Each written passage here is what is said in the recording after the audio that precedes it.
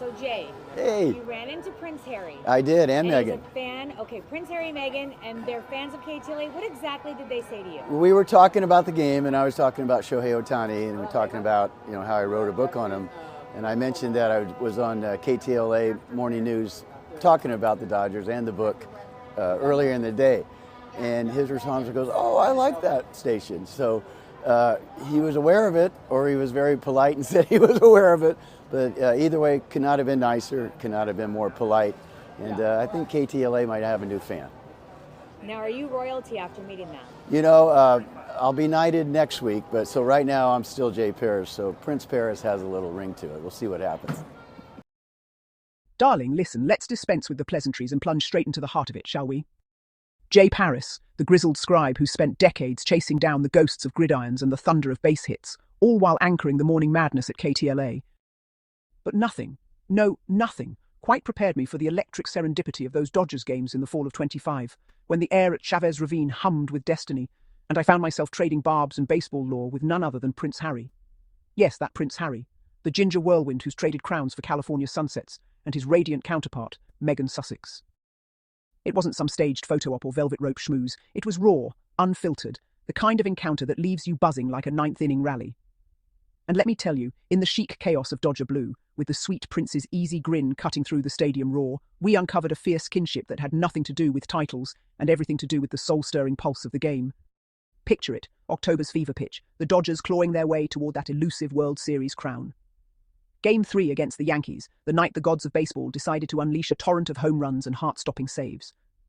I'd snagged a perch in the press box, notebook in one hand, a lukewarm beer in the other, my ritual for shaking off the week's deadlines.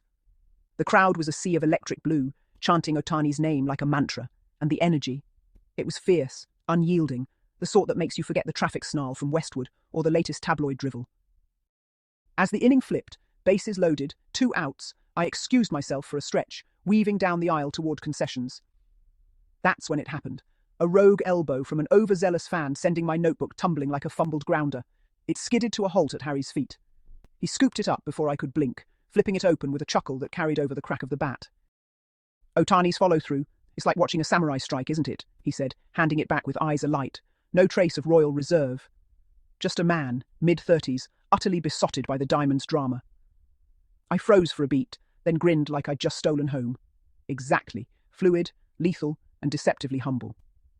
You a stats guy, or a feel-the-moment type?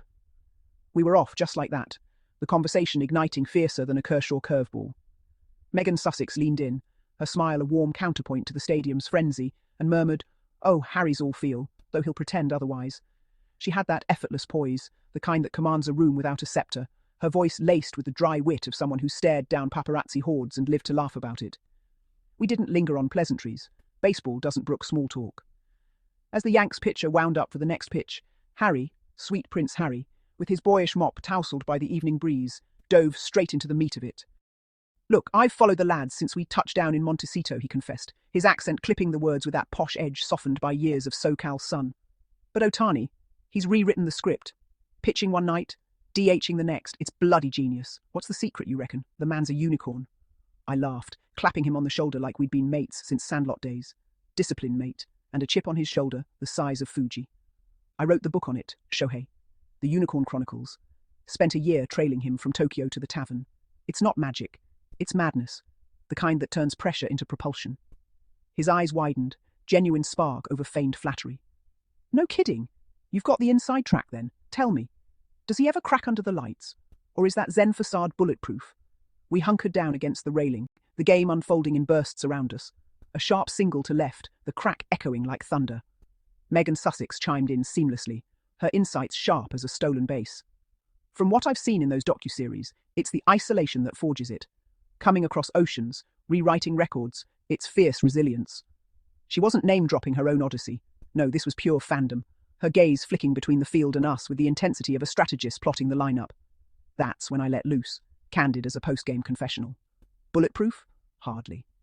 Shohei's human. Nights he doubts, mornings he destroys. Remember Game 7 last playoffs? That stare down with the closer. Pure ferocity masked as calm. It's what makes him sweet, Harry. Wait, no, that's you. I winked, and he barked a laugh, the sound cutting through the cheers as Ohtani fouled one off into the upper deck. I obliged, weaving tales from the clubhouse trenches, the time Shohei sketched pitching grips on a napkin at a Tokyo izakaya, his quiet fury after a blown save, the way he'd gift teammates custom ASICs with notes in flawless English. He's sweet like you wouldn't believe, I said, locking eyes. Quiet generosity, the kind that doesn't seek spotlights. Reminds me of someone else in this town who's traded palaces for pitching wedges. Harry's flush was subtle, but Megan Sussex caught it, her hand squeezing his knee with a knowing squeeze. Truth. It's the camaraderie that hooks me. Back home, cricket's got its rituals, but this, the roar when a no-hitter's in play, the shared agony of extra innings, it's visceral, makes you feel alive, doesn't it? No barriers, just the game stripping you bare. Fierce words from a man whittled by scrutiny, and I nodded, feeling the weight of it. Alive? It's salvation.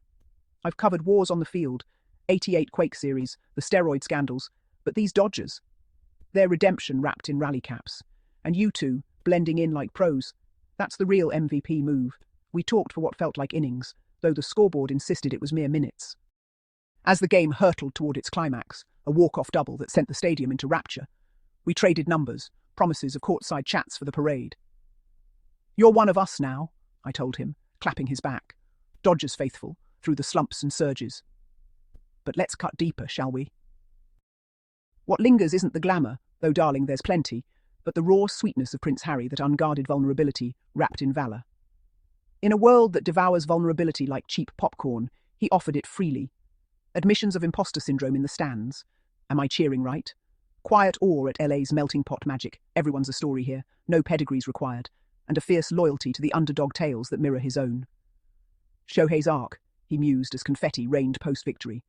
It's ours in microcosm, the outsider who redefines the diamond. I pressed him on it, a candid probe for candid truth. And the scars? Do they fuel the fire or weigh it down? His pause was pregnant, eyes on the field where players mobbed like victorious gladiators. Both, he said simply, voice steady as a sinker. But the fire wins, always. That's the sweet lie we tell ourselves, and the fierce truth we live. Megan Sussex nodded, her gaze fierce and fond. It's in the swing, isn't it? Commit fully or don't step to the plate. We toasted with stadium sodas, hardly champagne, but chic in its humility, and as security gently herded them toward the exits, Harry turned back, notebook in hand. Sign it for us? To the unicorns. I did, scrawling to Harry and Megan Sussex. May your swings be true, your innings eternal. Swing fierce, live sweet. J. In the days since, as the parade confetti settles and the series hardware gleams, I replay it all. The crack of bats, the shared sighs over ump calls, the way sweet Prince Harry's laughter bridged oceans. It wasn't just baseball, it was balm for the battle-weary soul. In him I saw the game's essence, sweet in its simplicities, fierce in its demands. And in that electric exchange amid the Dodgers' triumph, we all emerged champions, royals, reporters, rabid fans, bound by the diamond's unyielding truth. Here's to the next at-bat, darlings. Play ball.